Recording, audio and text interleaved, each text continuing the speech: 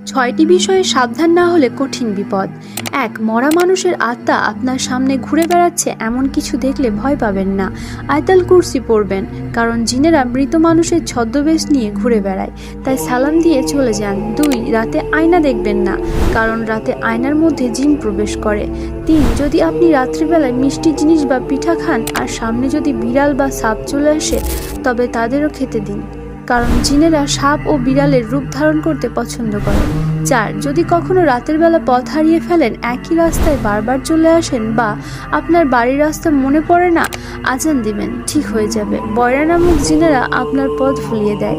৫. রাতে চিত হয়ে ঘুমাবেন না। এক প্রকার বোবা জিন চিত হয়ে ঘুমালে বুকে চেপে বসে এবং আপনাকে মেরে ফেলতে চাইবে। ৬. রাতে একা একা কোথাও যাবেন না, কারণ আপনার সাথে থাকা জিন আপনার ক্ষতি করতে পারে। প্রিয় ভিউয়ার্স, ভিডিওটি ভালো লাগলে লাইক অ্যান্ড সাবস্ক্রাইব করতে ভুলবেন না।